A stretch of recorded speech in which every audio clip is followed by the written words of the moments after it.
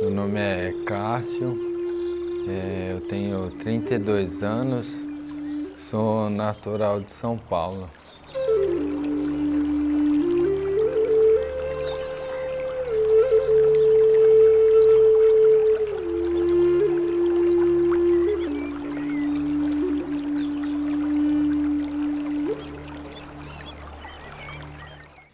Bom, minha ida para o Pará começou para a Amazônia, começou a partir de um contato que eu tive com o Núcleo de Apoio à População Ribeirinha da Amazônia, o NAPRA. Eu fui para desenvolver projetos de apoio à comunidade ribeirinha do Rio Madeira, em Rondônia, né? De lá eu tive contato com o edital do ISA, tive a oportunidade de desenvolver alguns trabalhos no Xingu, né? Essas duas áreas, elas tiveram grandes hidrelétricas, né? A primeira, quando eu cheguei, ela já estava construída e operando. Lá eu vi a dificuldade da população ribeirinha com relação à hidrelétrica, né? Ela teve uma grande destruição das comunidades após uma cheia na qual as hidrelétricas abriram as comportas, né? Por causa da alta vazão. Inundou inúmeras comunidades. Depois no Xingu, Belo Monte estava sendo construída. Eu vi os efeitos na cidade e na pesca também, nas comunidades. Isso me sensibilizou a ir para o Tapajós, que tinha uma grande hidrelétrica a ser construída nos projetos do governo. Foi quando eu conheci o povo Munduruku e pude apoiar sua luta contra a barragem de São Luís do Tapajós. Arapiuns, Borari, Munduruku e Tapajó. Eles vivem no oeste do Pará. Suas aldeias ficam às margens de um dos rios mais belos do mundo. O Tapajós nasce do encontro entre dois rios na divisa com o Mato Grosso. Percorre 1.800 quilômetros até desaguar no Amazonas, em frente à cidade de Santarém. A bacia do Tapajós ocupa 6% do território brasileiro. Ali vivem 1 milhão de pessoas. 20% da área são territórios indígenas e 22% estão em unidades de conservação. É neste cenário rico em biodiversidade e cultura tradicional que o governo planeja construir um complexo de usinas hidrelétricas. Caro Munduruku é da etnia que já foi afetada pela construção da usina de Belo Monte.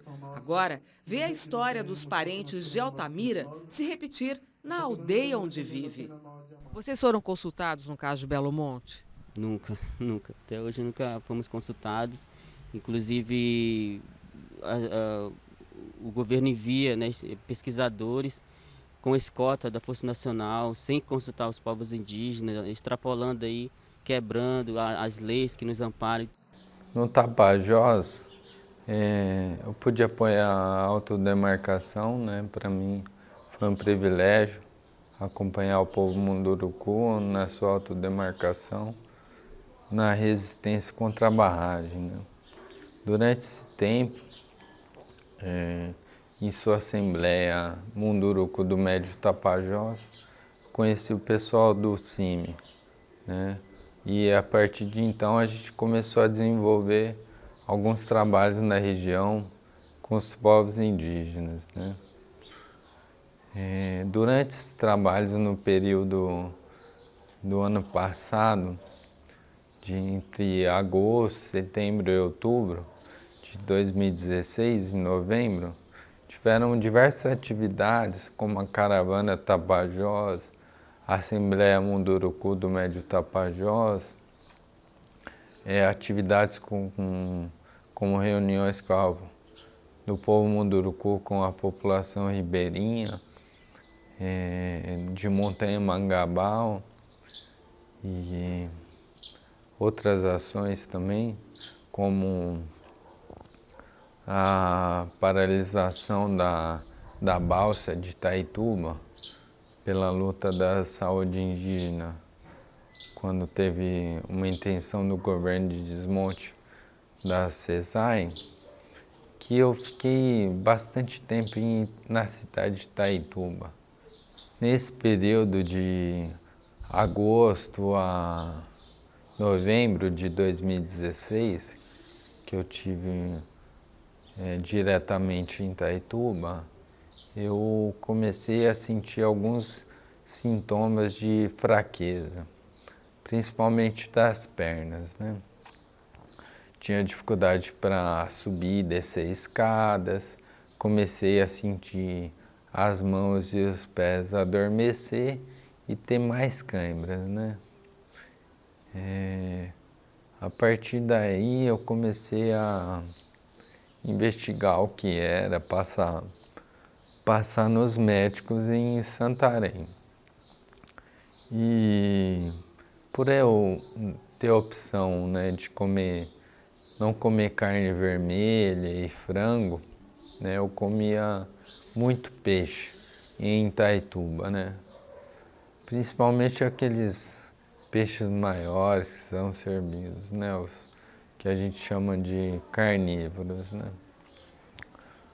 E aí em Santarém, após uma série de exames, levantaram uma das hipóteses poderia ser metal pesado. Como eu precisei de vários exames e médicos também, Santarém, a região do Tapajós não tinha infraestrutura para fazer um atendimento qualificado, né? Nesse período de dezembro eu vim para São Paulo, onde eu consegui realizar exames que eram muito importantes, como eletroneuromiografia e ressonância magnética. Em Santarém mesmo eu não consegui nem ver um neurologista, que os sintomas que eu tinha eram da ordem neurológica, né? Então eu vim embora para São Paulo e aqui eu estou na casa da minha mãe, sendo atendido pelo HC de Ribeirão Preto. Quando eu cheguei aqui, em São Paulo, no hospital, passei alguns dias internados, uns 10 dias, para conseguir realizar todos os exames. Eu ainda estava andando, sem ajuda, estava bem melhor do que eu estou hoje, né? E aí a gente foi fazendo exames e houve uma dificuldade grande de se fazer o diagnóstico, né? No caso hoje a gente já sabe que foi devido à intoxicação por mercúrio e pelo consumo do peixe, né? O que eu tenho apresentado é um quadro de intoxicação por metilmercúrio, conhecido também como doença de Minamata ou síndrome de Hunter-Russell, né?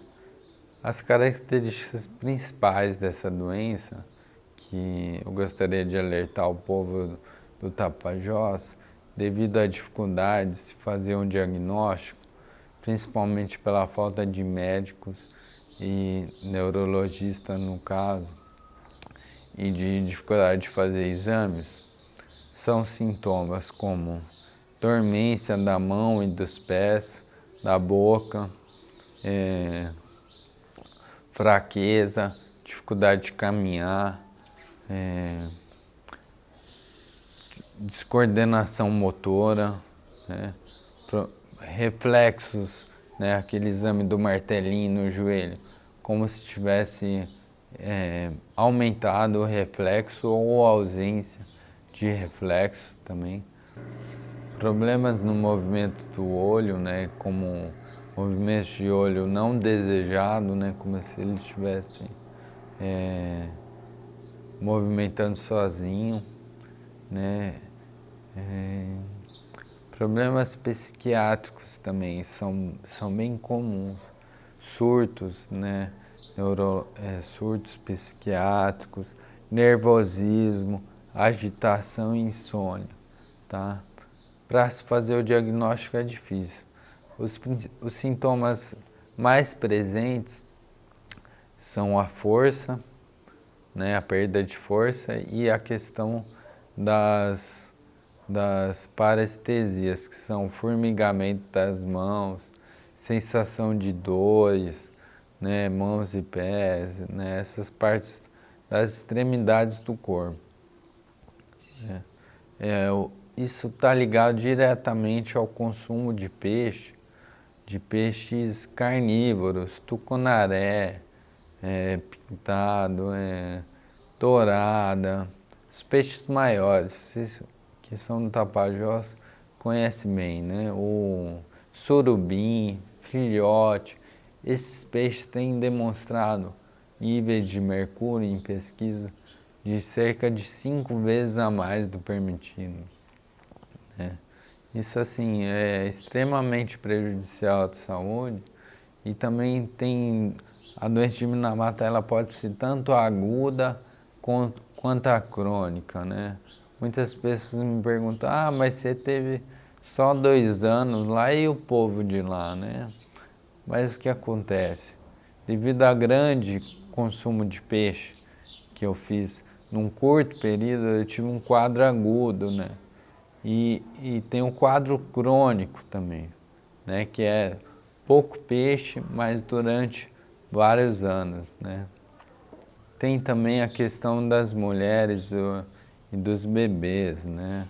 A doença de Minamata, ela pode gerar paralisia cerebral dos bebês, né? O principal efeito é no desenvolvimento do sistema nervoso das crianças e jovens. Crianças com dificuldade de andar, os mais velhos também e adultos que notarem esse sintoma devem procurar uma investigação médica detalhada. O pessoal da CESAI precisa se preparar para isso. Os agentes de saúde para identificar. Hoje, com o conhecimento que adquiri aqui, fazendo pesquisa a respeito da doença,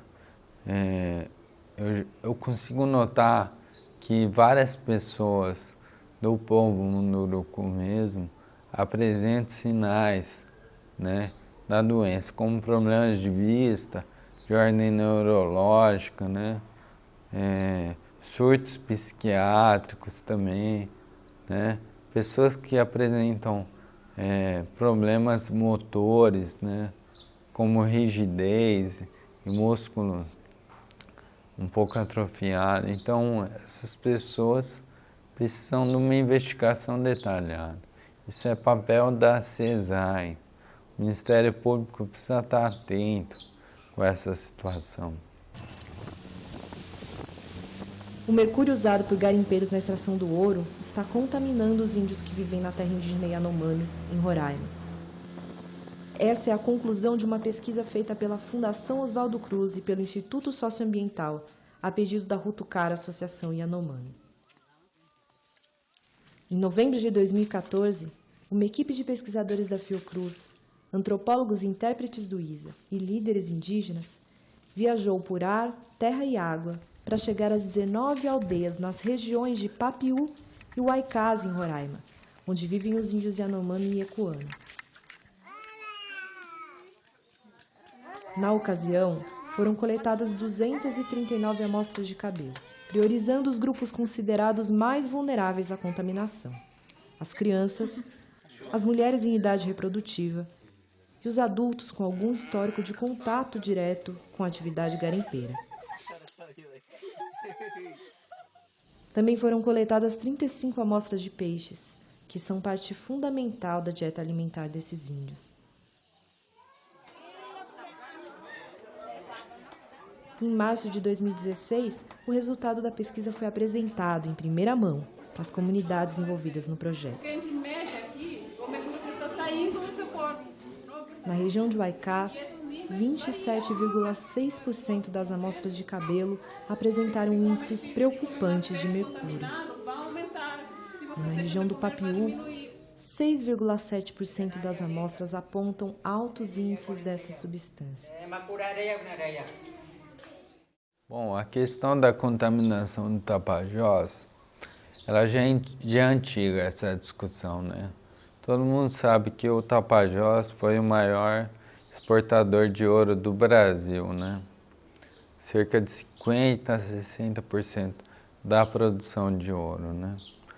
Cada quilo de ouro, estima-se que cada quilo de ouro para ser produzido, ele necessita de 1 quilo de mercúrio, né? Hoje em dia, são cerca de 500 a 600 quilos de mercúrio que são produzidos na região de Itaituba. Isso representa 500 a 600 quilos de mercúrio na região, né? O mercúrio, ele tanto quando é queimado, quanto em dragas, ele é utilizado, né? Ele é volátil à temperatura ambiente. Então essa contaminação é certa, né? O Canadá, como vocês bem sabem, é um dos países que tem mais interesses minerários no Brasil. Ele estava interessado na Renca, ele tem um garimpo de ouro e diamante dentro de Sauré-Maibã, como vocês bem sabem, o Chapéu de Sol. Segundo informações dos próprios garimpeiros, é de uma empresa canadense. O Canadá tem investido pesado em pesquisa na área, tanto de contaminação de mercúrio quanto outros elementos. Eles têm difundido na região, através de pesquisas, que o mercúrio no Tapajós é devido ao desmatamento, hidrelétricas e outras atividades. De fato, o solo da Amazônia tem mais mercúrio. Mas e todo esse mercúrio que já foi jogado por causa do garimpo, que é jogado até hoje? Ele continua contaminando o rio. Quando você compara populações, exame de cabelo, sangue e urina do Tapajós, exame de peixe, sedimento, com de outras regiões da Amazônia, como Belém, você vê que os níveis são muito diferentes. Da região do Tapajós é muito alto. Então, essa explicação não é cabível, né, de que agora é o desmatamento. Tudo bem, o desmatamento ele tem uma contribuição, mas a principal poluição ainda é do garimpo. As dragas continuam mexendo no fundo do rio, onde o mercúrio se acumula. Então esse mercúrio volta à água. As grandes balsas de soja têm grandes motores, isso movimenta o sedimento. Movimentando o sedimento também vai para a água. As lanchas rápidas, Veloz, Ana Carolina, todas essas estão movimentando o fundo do rio. Tem algumas ações que são essenciais para prevenir a doença de Minamata e proteger os povos ribeirinhos, os povos do Tapajós, os povos indígenas e toda a sociedade, né? No Japão, essa contaminação matou mais de 2.000 pessoas e deixou muitas outras com sequela. Isso inclusive vários anos depois, né, de cessar a contaminação.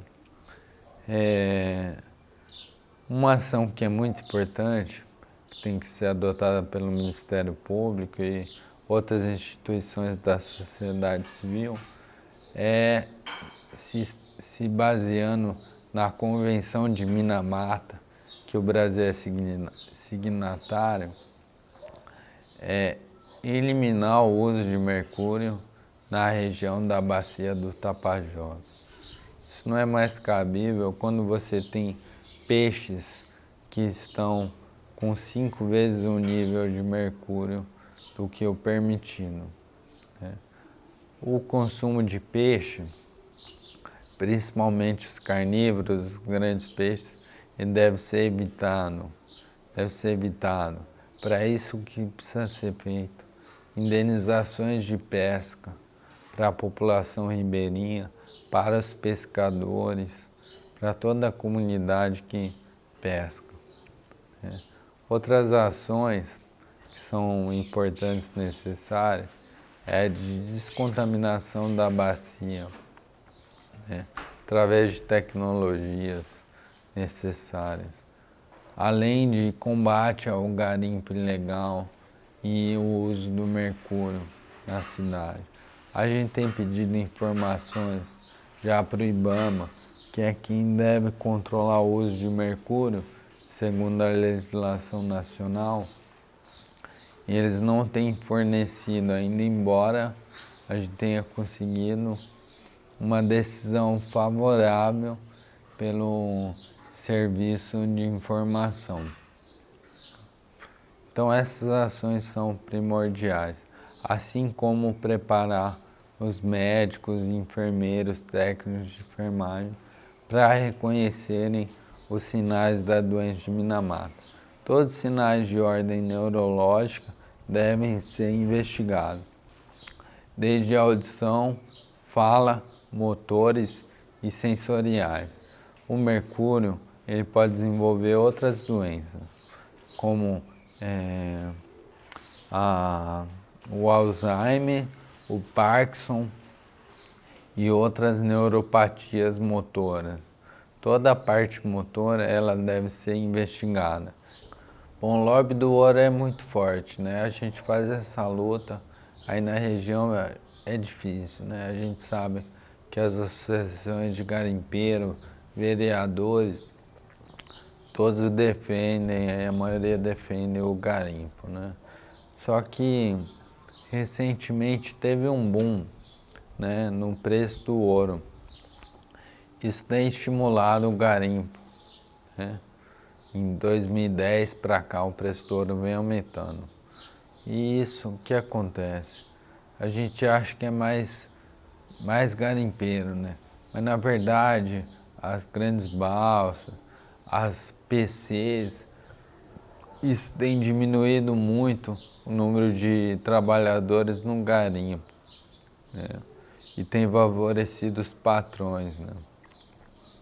Então, cada vez menos gente trabalhando no garimpo se tem e mais tecnologia que substitui o trabalhador, né? O mercúrio, o ouro ainda é produzido na escala de 600 quilos ao mês. A gente pensar isso no ano, são cerca de 500 a 600 quilos. Vai dar 5, 6, põe aí umas 7 toneladas, por aí, 8, né? Isso tudo a gente pensa em mercúrio, mais ou menos a mesma escala de mercúrio que é jogado por ano, né, na bacia do Tapajós, seja através da queima, seja por dragas ou no garimpo de barranco, né? Então isso é uma preocupação muito grande. Embora a gente saiba que tenha medidas para diminuir, a gente não pode esquecer que o mercúrio é volátil, a temperatura ambiente ele evapora, né?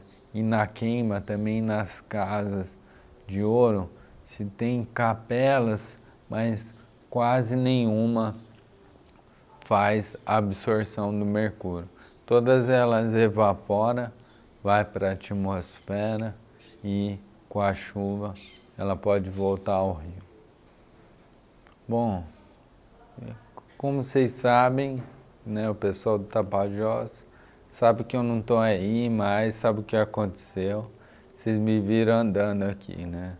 A dificuldade é grande, a gente está na luta, não perde as esperanças, né? Mas isso me gerou um prejuízo muito grande.